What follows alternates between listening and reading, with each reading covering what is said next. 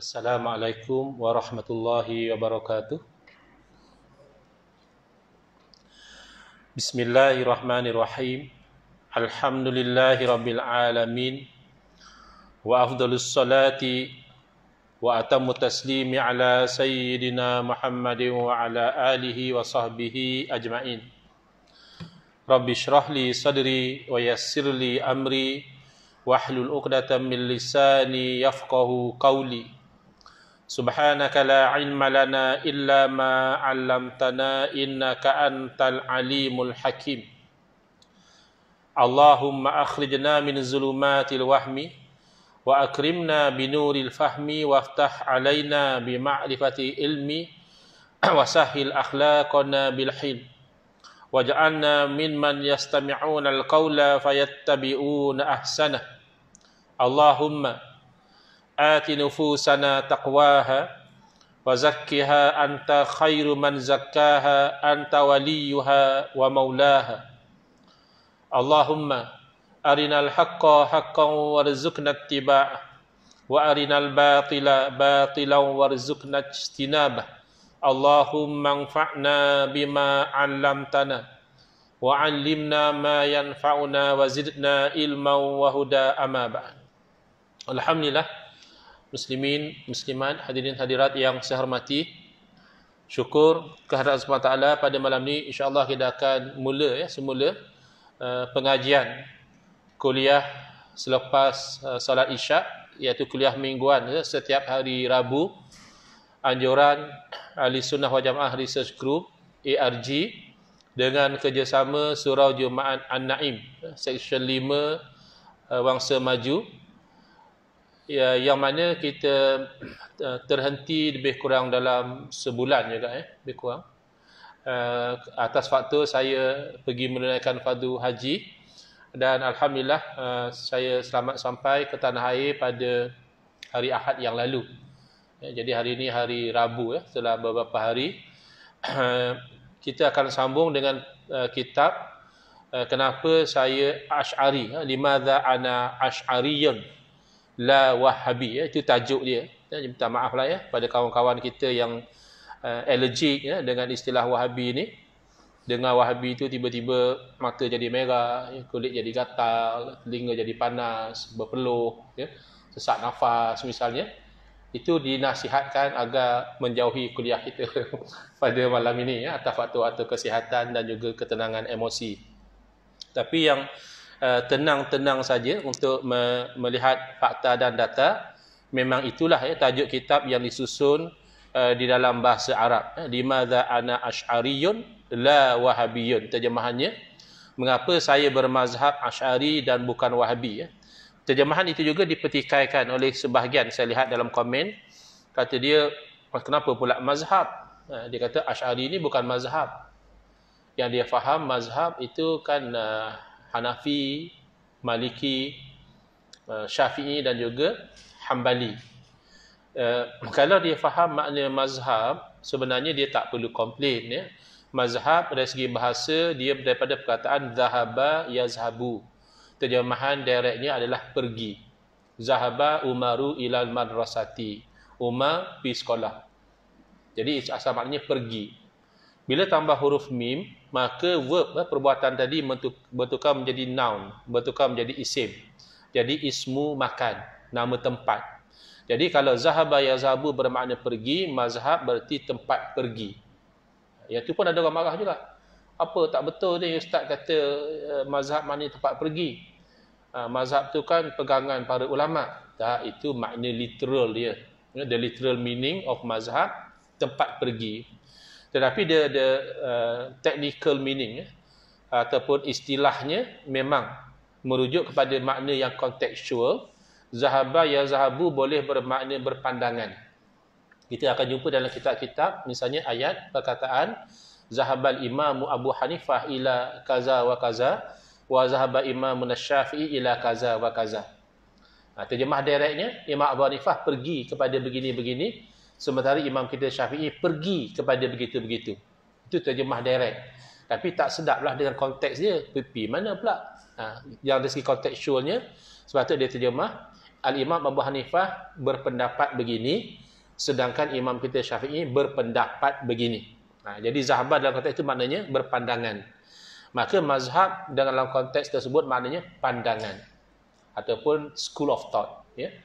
Pendirian seseorang imam mujtahid dalam sesuatu isu itu dinamakan mazhab. Yang popular adalah mazhab fiqh. Tadi masih tidak salah kalau kita gunakan istilah mazhab itu di dalam masalah akidah, kerana itu pandangan, itu pendirian. Cuma biasanya akidah ni dia guna istilah lain, iaitu dia guna istilah firqah.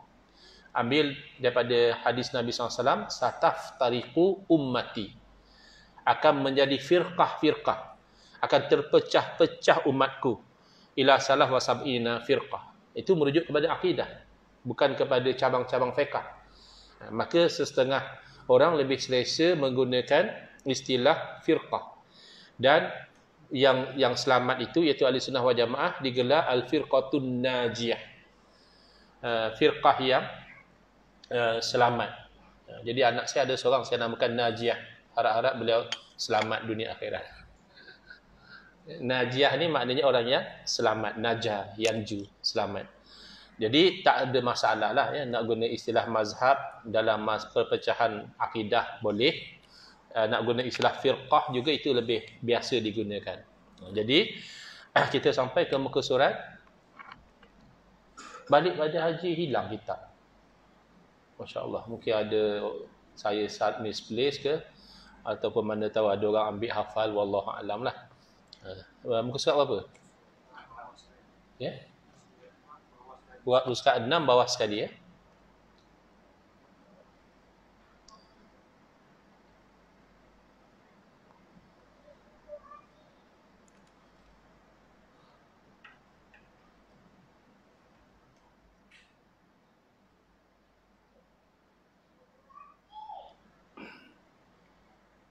Beliau juga menyebutkan ya, dalam kitabnya Az-Zawajir. Bawah lagi Imam Al-Alamah, baik. Di muka surat 6, ya. Poin nombor 10.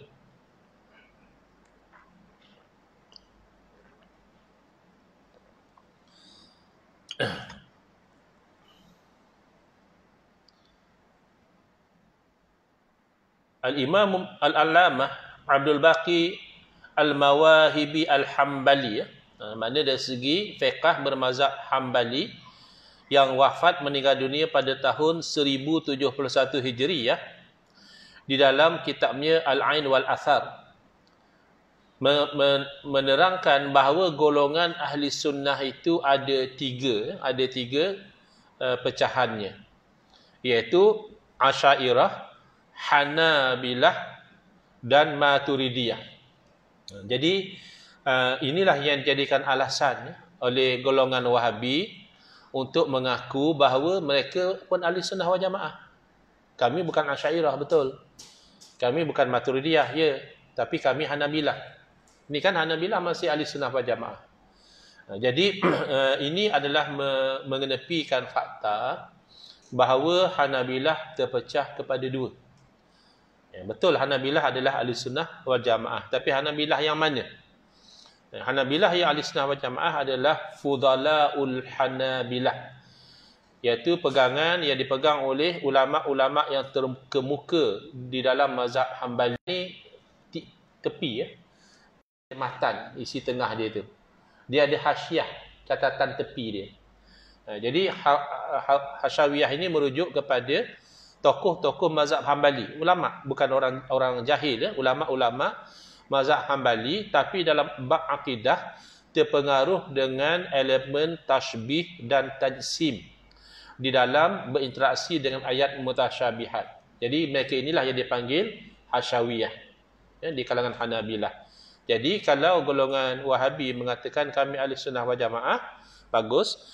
Tapi mereka kena pastikan akidah mereka itu adalah yang dipegang oleh Fudalaul Hanabilah.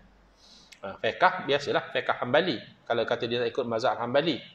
Tetapi akidah itu dia kena pastikan Fudala, ya, bukannya Hasyawiyah. Kalau akidah dia akidah Hasyawiyah, itu bukan ahli sunnah wal jamaah.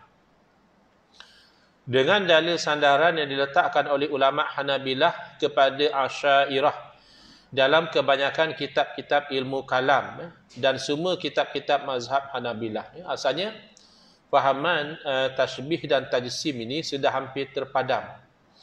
Sudah hampir mati di kalangan ulama-ulama Hanabilah hasil daripada mereka itu berinteraksi dengan ulama-ulama Asy'ariyah. Kerana tiga mazhab lain itu majoritinya Asy'ariyah. Hanafiyah mungkinlah kita kata majoriti Maturidiyah, tak masalah lah. Pegangannya boleh katakan sama dengan Asy'ariyah. Tetapi catatan menunjukkan ia menjadi popular semula setelah kedatangan Al-Imam Ibn Taymiyah. Beliau migrate oleh sebab masa itu kan zaman peperangan, maka berlaku migration dan beliaulah tokoh yang mempopularkan semula pahaman Hasyawiyah ini di kalangan Hanabilah, ulama-ulama mazhab Hambali.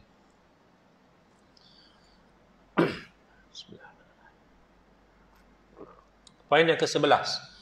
Al-Imam Al-Allamah Kamaluddin Al-Bayadi Al-Hanafi, ini mazhab Hanafi pula, yang wafat meninggal dunia pada tahun 1098 Hijriah rahimahullah, di dalam kitabnya Isyarah Al-Maram min Ibaratul Imam berkata, sesungguhnya golongan yang berjaya. Ini terjemahan daripada Al-Firqatun Najiyah yang saya sebutkan tadi, terjemah dalam bahasa Melayu, golongan yang berjaya ataupun golongan yang selamat, adalah yang ramai jemaahnya dan mereka berpegang dengan hukum hakam yang datang daripada kitab dan sunnah dalam perkara akidah.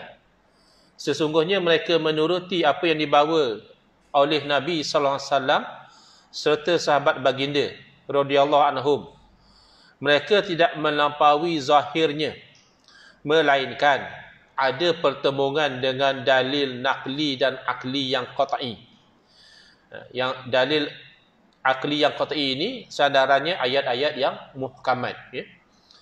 Jadi bukan makna kata bila tak ambil zahir yang bercanggah itu berarti menolak Quran, bukan. Ada setengah orang dia kata yang bagus ni adalah Wahabi. Wahabi bagus sebab apa yang Quran kata dia terima. Lain dengan Asy'ariyah. Asy'ariyah ni tak bagus kata dia. So Asy'ariyah ni kalau tak sesuai dengan selera akal dia tolak Quran. Nah, ini keliru Yang berlaku bukan demikian. Yang berlaku adalah Asy'ariyah menolak makna zahir, bukan menolak ayat Quran. Menolak makna zahir daripada ayat mutasyabihat kerana ianya bercanggah dengan makna yang jelas daripada ayat yang muhkamat. Jadi ini termasuk memahami ayat Quran dengan ayat Quran. Jadi menimbang ayat mutasyabihat dengan ayat muhkamat. Kenapa pula? Kerana ayat muhkamat dalam Quran sebut hunna umul kitab. Ayat muhkamat inilah induk kepada Al-Quran. Itulah yang menjadi tonggak, itu yang menjadi rujukan. Ketika itu makna zahir itu ditinggalkan. Kerana hujah-hujah Allah SWT ini sifatnya saling menguatkan. Bukan ayat muhkamat tu bercanggah dengan ayat mutasyabihat, bukan. Tapi ia saling menguatkan, bukan saling berlawanan. Oleh itu salah kalau ditafsirkan ayat mutasyabihat dengan makna yang membawa ianya berlawanan dengan ayat muhkamat. Baik. Beliau berkata lagi, barang siapa yang melihat dengan pandangan yang teliti dan bersungguh-sungguh untuk sampai kepada kebenaran, dia mesti bersungguh-sungguh, teliti, cermat, tidak gopoh, tidak emosi, ikhlaslah semata-mata untuk memahami kebenaran. Pasti dia akan mengetahui dengan yakin bahawa tidak ada mana-mana golongan yang menempati sifat ini melainkan Asy'ariyah dan Maturidiyah dan Ahlul Hadis. Ini bukan bererti Asy'ariyah ini menolak Ahlul Hadis atau sebaliknya, tidak.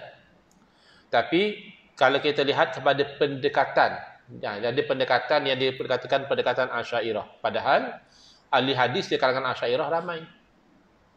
Bahkan tak salah kita katakan 90% daripada ahlul hadis itu adalah Asy'ariyah akidahnya. Jadi jangan kita ingat Asy'ariyah lain, ahlul hadis lain. Dan ini yang cuba dilakukan oleh golongan Wahabi sekarang ni. Bahkan ada orang yang tidak segan silu membuat pembentangan dengan tajuk polemik akidah antara ahli hadis dan Asy'ariyah. Ya. Maknanya pertikaian dalam bab akidah antara ahli hadis dan Asy'ariyah. Padahal 90% of ahli hadis adalah Asy'ariyah. Tapi dia cuba nak menyamar. Maksud dia ahli hadis tu Wahabi lah.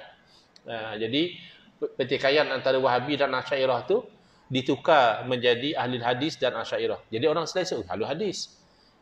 Padahal majoriti ahli hadis adalah Asy'ariyah.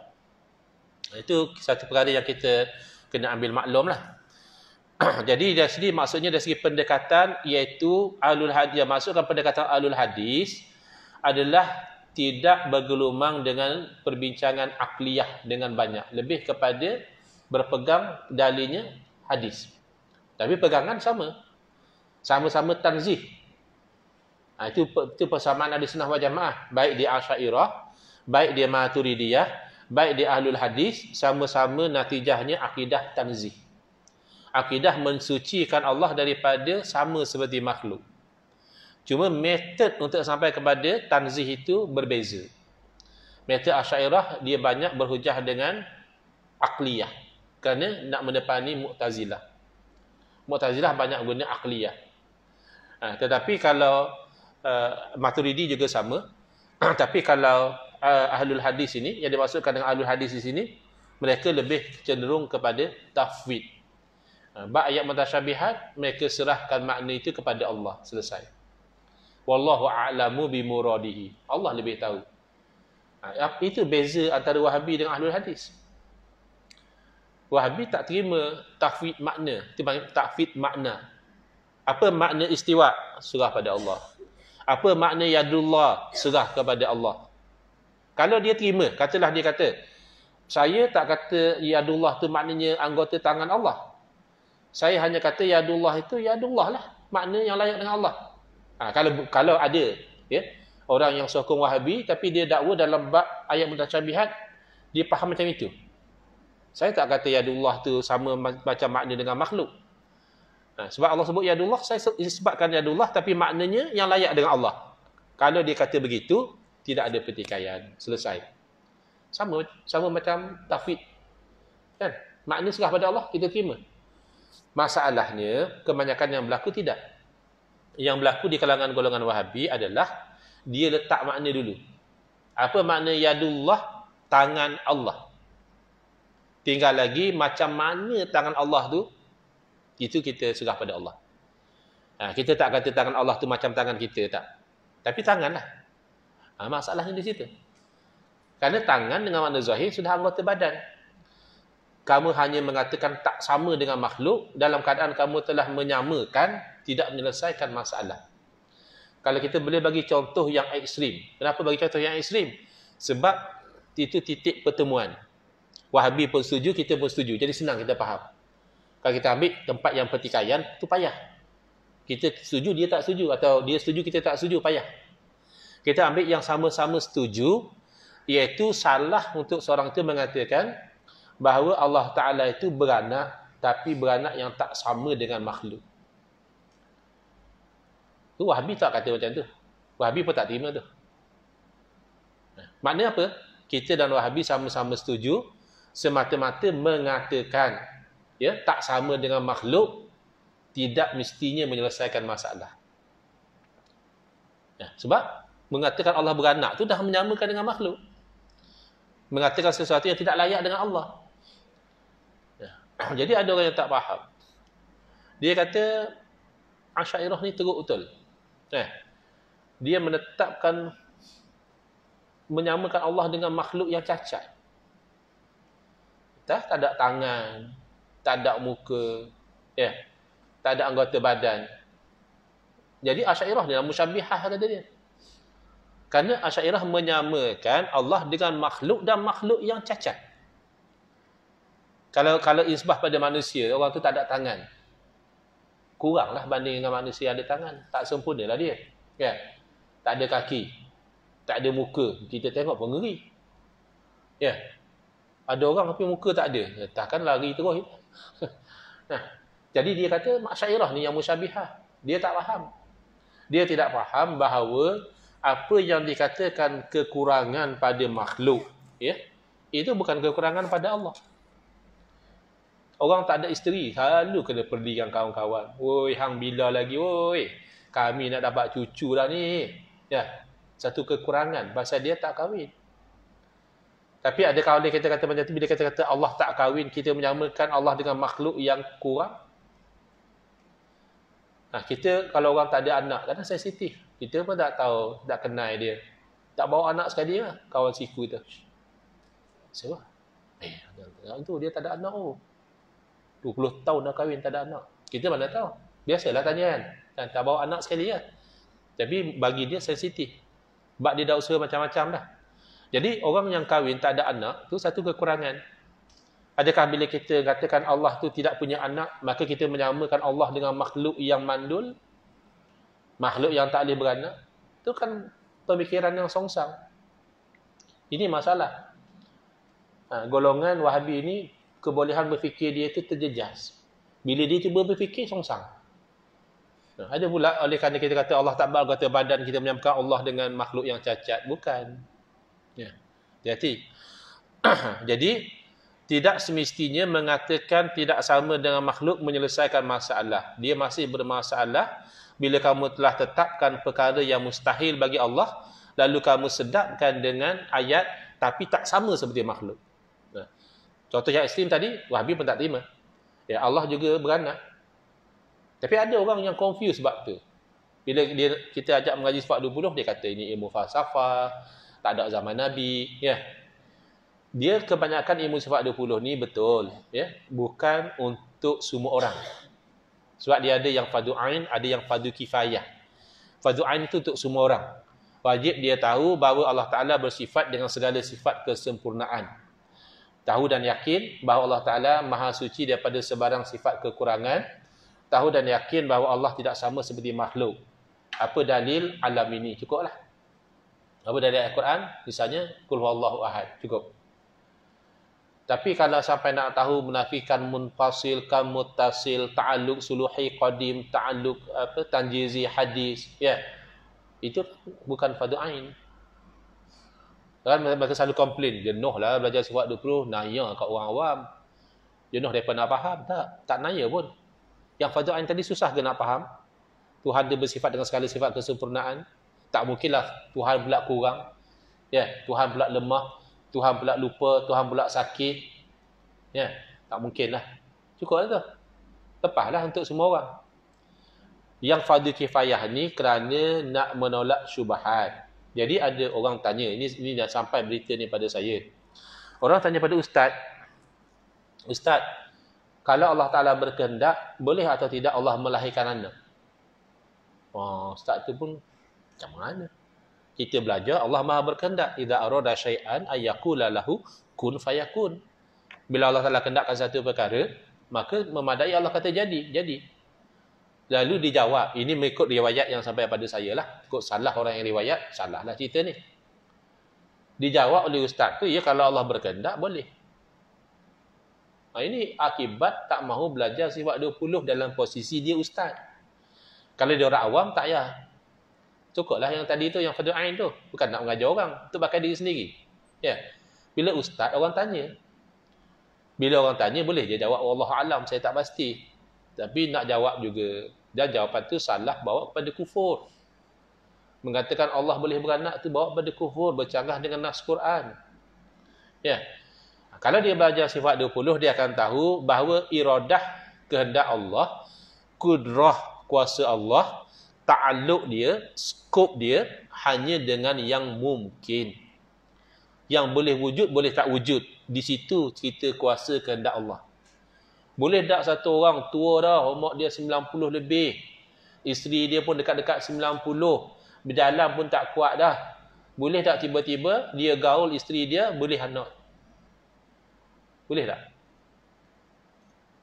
Boleh ke mustahil? Mustahil adat, harus akli. Dari segi kebiasaan mustahil lah. Dah umur 90. Ya.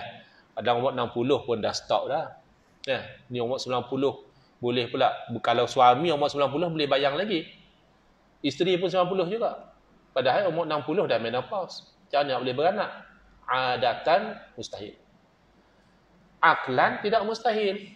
Kerana adanya anak bagi orang yang sudah lanjut usia, pada nisbah kudrah Allah, jaiz. Boleh saja. Tapi tidak semua benda yang jaiz aklan, kekal jaiz. Ada kalanya dia jadi wajib. Contoh, wujudnya syurga dan neraka. Adakah syurga tu wujud? Aklan jaiz. Sebab syurga makhluk. Wujudnya makhluk tu asalnya harus. Harus wujud, harus tak wujud. Beza wujud Allah. Allah mesti wujud. Mustahil Allah tak wujud. Tapi makhluk boleh wujud, boleh tak wujud asalnya.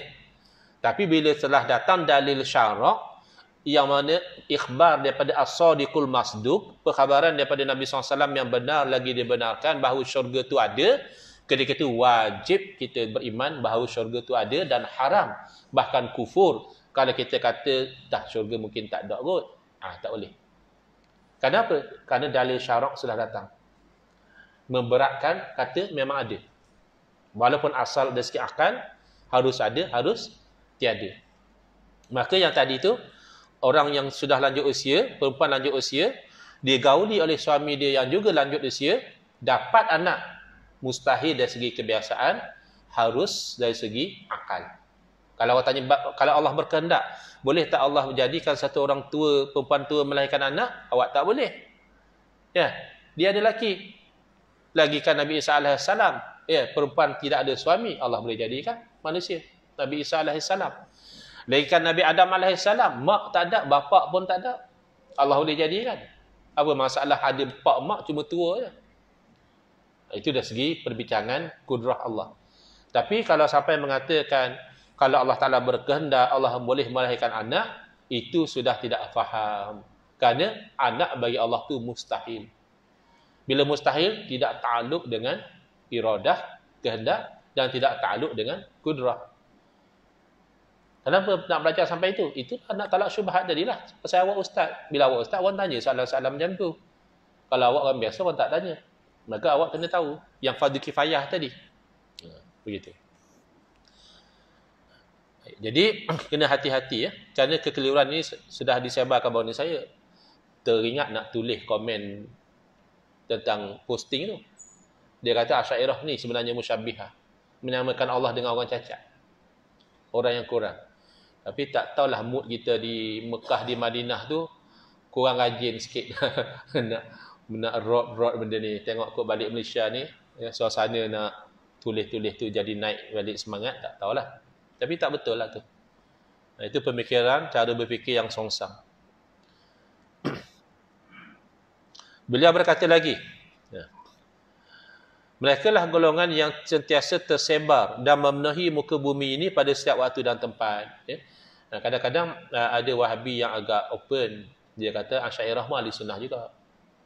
Kami pun ahli sunnah juga. Mungkin itulah harapan dia. Pasal kalau dia kata Asy'ariyah ahli sunnah jamaah, mungkin kita tak gamak nak kata Wahabi bukan ahli sunnah jamaah. Ya. Tapi kita terpaksalah kata sebab itu hakikat dia. Data fakta dia. Habis saya bukan ahli sunnah jamaah lah. Boleh ya jadi ahli sunnah jamaah. Tinggal pahaman Wahabi. Bukan payah sangat. Tinggal pahaman Syiah, tinggal pahaman liberal, tinggal Mu'tazilah. Tinggal Jahmiyah. Kadang orang yang sokong Wahabi ni, dia cah kita Asy'ariyah ni Mu'tazilah. Dia kata Asy'ariyah ni sama macam Mu'tazilah. Bahkan dia kata Asy'ariyah ni Mu'tazilah Wusi Pondan. Mu'tazilah tu Mu'tazilah betul, dia jantan. Tapi Asy'ariyah ni malu-malu. Padahal dia Mu'tazilah. Dia ni Mu'tazilah Pondan. Dan gelaran ni bukan baru Wahabi bagi. Sejak daripada Ibn Taimiyah lagi, beliau menggunakan istilah ni. Makhonis Mu'tazilah. Mu'tazilah Pondan. Tapi saya dah berhati tengok, yang duk bela Wahabi ni, yang duk faham-fahaman Mu'tazilah. Dia duk berpegang dengan Al-Quwatul Muda'ah. Ada pada makhluk ni kekuatan yang Allah letakkan pada dia. Maka dengan kekuatan itulah berlaku. Ubat tu makhluk. Allah jadikan pada obat kekuatan untuk menyembuhkan. Maka dengan kekuatan untuk menyembuhkan itulah obat menyembuhkan. Itu Mu'tazilah. Bagi kita tidak. Allah menjadikan ubat yang menyembuhkan Allah juga. Ubat itu hanya asbab. Sebab biasa berlaku makan ubat sembuh. Maka itu memudahkan kita makhluk. Bila sakit makan ubat. Sebab percubaan kita menunjukkan bahawa lepas makan ubat sembuh. Tapi hakikat akidah kita yang menyembuhkan bukan ubat. Kita ambil yang lebih ekstrim. Api. Ubat ni biasa kadang makan sembuh, kadang tak sembuh, tu biasa juga. Tapi kalau api, boleh kata sentiasa menghanguskan.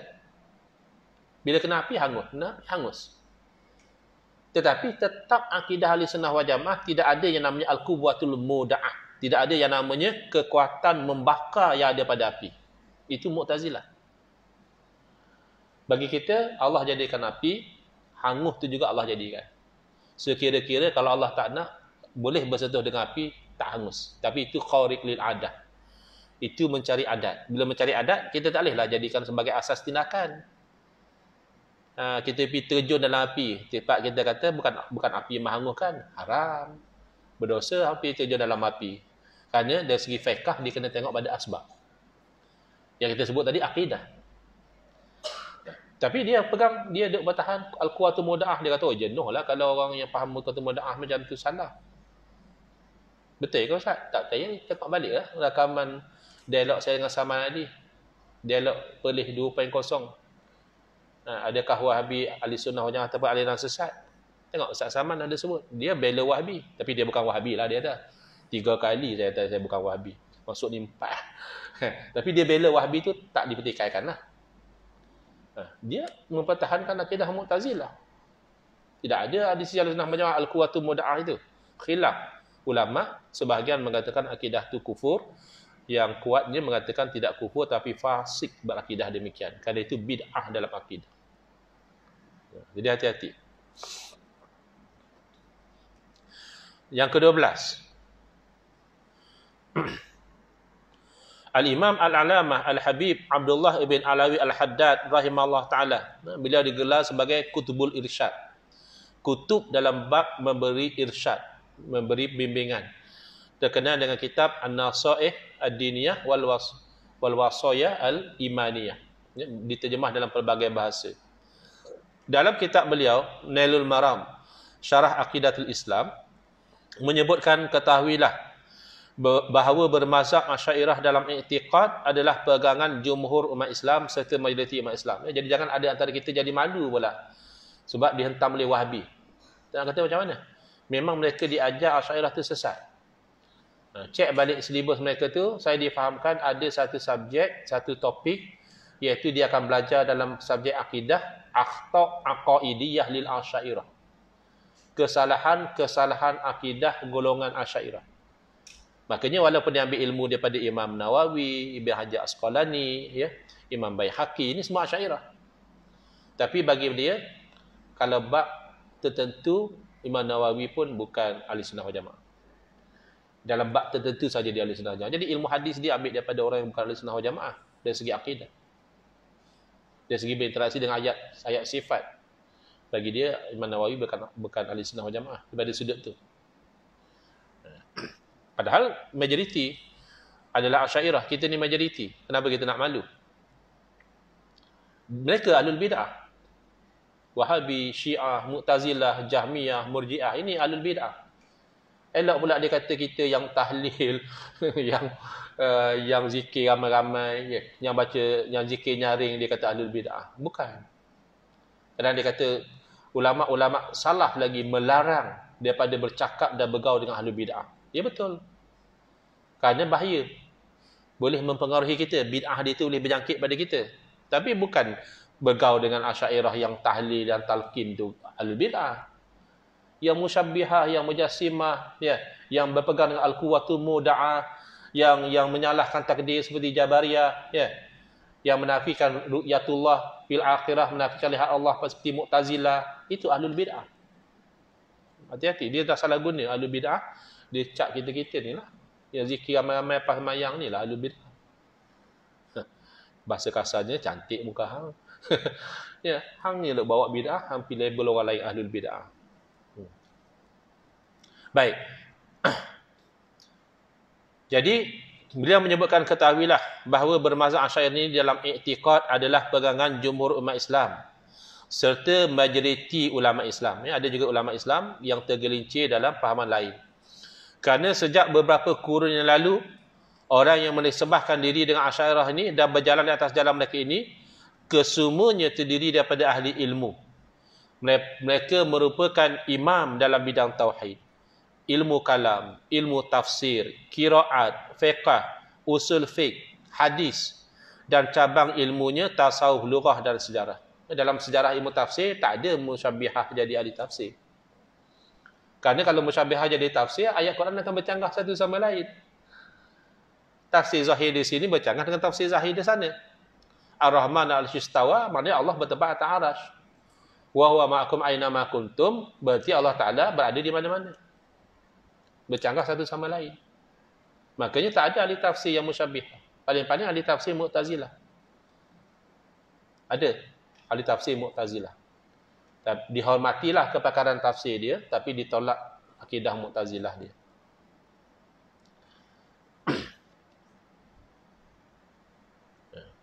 Tapi majoriti adalah Asy'ariyah. Qiraat, fiqh, usul fiqh, hadis dan cabang ilmunya tasawuf, lughah dan sejarah, majoriti adalah Asy'ariyah. Saya ada slide yang saya ambil daripada Kiai Idrus Ramli, disenaraikan satu persatu ulama-ulama Asy'ariyah dalam pelbagai cabang ilmu. Bahkan bukan cabang ilmu saja, cabang perjuangan, jihad, sultan-sultan yang berani, pahlawan-pahlawan Islam yang terkenal, akidah mereka adalah Asy'ariyah. Termasuk Sultan Muhammad Al-Fatih yang kedatangan itu dipuji dalam hadis Nabi SAW sebagai sebaik-baik ketua perang, dan tenteranya adalah sebaik-baik tentera. Mereka adalah Asy'ariyah, bertasawuf, bertarikat. Baik. Beliau juga menyebutkan dalam kitabnya Risalatul Mu'awanah wal Mazahir wal Mu'azarah. Saya pernah baca kitab ni sampai khatam di Surau Al-Ihsan, Taman Desa Minang. Hendaklah kamu mencantikkan akidahmu dan memperelokkan serta menguatkannya mengikut golongan yang berjaya, Firqatun Najiyah. Ia adalah kelompok yang sangat dikenali di antara kelompok-kelompok umat Islam dengan nama Ahli Sunnah wal Jamaah. Jadi dalam sejarah yang mengaku Ahli Sunnah wal Jamaah dua. Asy'ariyah Maturidiyah dan juga Wahabi. Tapi saling tidak mengaku yang lawannya sebagai Ahli Sunnah wal Jamaah. Ini secara umum lah. Syiah tak mengaku Ahli Sunnah wal Jamaah. Syiah dia mengaku dia Syiah. Syiah Ali, Ahlul Bait. Mu'tazilah mengaku Ahlul Adli wa Tauhid. Khawarij mengaku Asyura. Jadi dalam sejarah yang mengaku Ahli Sunnah wal Jamaah ni dua kumpulan. Satu majoriti umat Islam, Asy'ariyah Maturidiyah. Satu adalah minoriti, iaitu yang berfahaman Wahabi.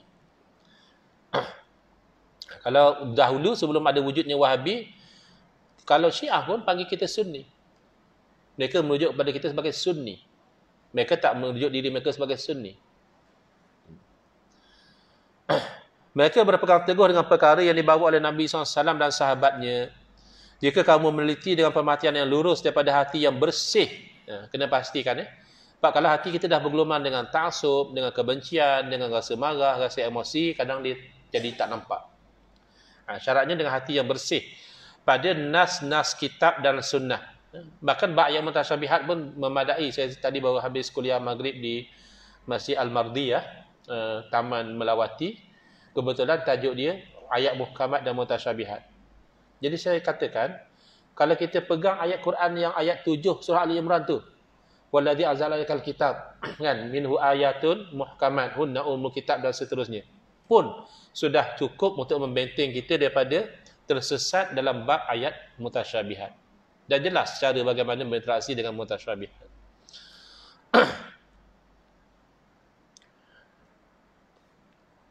Jadi kalau kita perhati dengan lurus, dengan perhatian yang lurus, daripada hati yang bersih, kita perhati kepada nas kitab dan sunnah, maka kamu akan yakin dan pasti bahawa kebenaran itu berada pada golongan yang dinamakan Asy'ariyah yang dinisbahkan kepada Syekh Abu Hasan Al-Asy'ari rahimahullah ta'ala. Beliau telah menyusun kaedah-kaedah Ahlul Haq beserta dalil-dalilnya. Inilah akidah yang disepakati oleh para sahabat dan oleh orang selepas mereka daripada golongan tabi'in. Inilah juga akidah Ahlul Haq pada setiap zaman dan tempat. Kadang-kadang mereka tanya soalan yang lucu. Antara soalan yang lucu yang mereka tanya, ya, Nabi dulu semayang ikut mazhab mana? Ini soalan tak cerdik lah. Tak mesti orang ada PhD itu cerdik. Dia melulus syarat-syarat PhD, dapat PhD. Tak cerdik, kenapa? Pasal apa pula Nabi nak ikut mazhab? Nabi semayang ikut wahyu. Habis awak kita semayang ikut mazhab. Pasal mazhab itulah memahami wahyu. Kita nak semayang ikut Nabi. Nabi pesan, sallu kama ra'aitumuni usalli. Hendaklah hampa solat, lagu hampa lihat aku solat. Siapa antara kita lihat Nabi solat? Kan tak ada. Setiap daripada kita yang semayang pada hari ini, sembahyang ikut cara Tok Guru dia aja. Bukan ikut cara Nabi solat. Tok Guru dia pun tak lihat Nabi solat. Tok Guru dia pun mengajar cara Tok Guru dia aja. Makanya kita nak pastikan Tok Guru kita tu ambil ilmu solat daripada guru, yang ambil daripada guru dan ambil daripada guru, bersambung sampai kepada sahabat. Kerana sahabat radhiyallahu anhum ajma'in, mereka lah yang lihat Nabi solat. Maka bila sahabat menyampaikan ilmu, terjadilah mazhab. Orang ni ambil daripada sahabat ni, dia faham macam ni. Ni ambil daripada sahabat ni, faham macam ni. Ya. Dan mazhab itu berpanjangan, tapi takdir Allah, banyak mazhab pupus. Yang kekal sampai hari ini adalah 4 mazhab. Makanya itu kita ikut salah satu daripada 4 tadi. Sebab nak ikut Nabi itulah. Kalau saya nak ikut Syekh Albani, boleh tak Ustaz? Boleh lah. Tapi Syekh Albani, dia takat dia lah. Yang mana ijtihad dia yang dia sendiri buat, takat dia lah. Ilmu cara solat dia buat al-had Nabi solat. Dia faham hadis, dia faham begini. Beza dengan yang ambil daripada bersambung sanad sampai Nabi SAW. Itu beza dia. Baik. Jadi dia tanya, antara soalan yang lucu, yang bab akidah dia tanya, awak, kalau hampa kata Asy'ariyah tu adalah ahli sunnah wal jamaah, habis sahabat Nabi lagu mana? Sahabat Nabi bukan ahli sunnah wal jamaah lah, pasal dia pun bukan Asy'ariyah. Ini kata cerdik. Memanglah sahabat Nabi bukan Asy'ariyah. Tapi mereka ni lah guru-guru Asy'ariyah. Pegangan mereka lah jadi pegangan Asy'ariyah. Maka selepas daripada berlaku fitnah, perpecahan, yang ni jadi Mu'tazilah, ni jadi Qadariyah, ni Jabariyah, masing-masing mengaku ikut Nabi. Tetapi yang mana yang betul-betul ikut Nabi, itulah yang dipertahankan oleh Imam Abu Hasan Asy'ari. Makanya ulama nak bagi senang masyarakat faham, dia kata ahli sunnah wal jamaah ni Asy'ariyah. Sebab Asy'ariyah ni main untuk perbetulkan balik masyarakat yang dah berkecamuk. Ramai yang terpengaruh dengan Mu'tazilah masa tu. Termasuk pemerintah, termasuk khalifah, terpengaruh dengan Mu'tazilah. Maka bila bangkit Imam Asy'ari berdebat dengan tokoh-tokoh Mu'tazilah, dipertahankan balik akidah ahli sunnah wal jamaah. Nah, jadi sahabat Nabi jelas ahli sunnah wal jamaah, imam mazhab ahli sunnah wal jamaah. Tak ada beza pun, akidah tanzih. Sama. Walaupun metod mungkin tak sama. Zaman Imam Syafi'i tak ada metod debat macam zaman Imam Abu Hasan Asy'ari. Walaupun sudah ada perdebatan. Walaupun sudah ada pertikaian pada masa itu tentang masalah khalqul Quran misalnya. Masalah adakah Quran tu qadim ataupun makhluk. Zaman imam yang 4 sudah berlaku fitnah itu.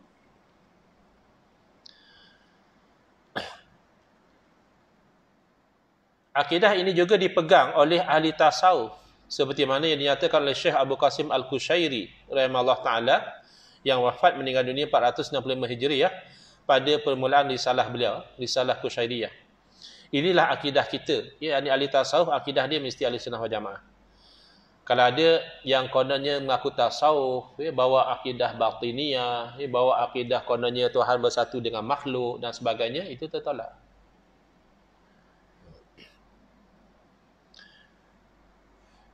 Dan akidah para pendahulu kita sejak zaman Rasulullah SAW sehinggalah ke hari ini. Adapun mazhab Maturidiyah itu sama seperti Asy'ariyah dalam setiap apa yang telah kita bicarakan. Maknanya dalam perkara usul tak ada beza. Kalau ada beza pun perkara cabang akidah. Misalnya perlu ke bilang sifat maknawiyah atau berpada dengan ma'ani, maknawiyah sudah understood. Benda-benda cabang macam itu mungkin ada beza. Benda-benda usul tidak ada beza. Wallahu a'lam.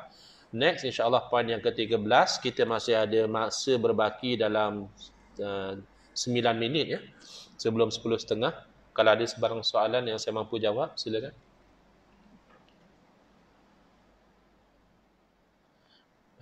Kalau tak ada, insyaAllah kita berjumpa pada hari Rabu hadapan insyaAllah. Bismillahirrahmanirrahim. Alhamdulillah Rabbil Alamin.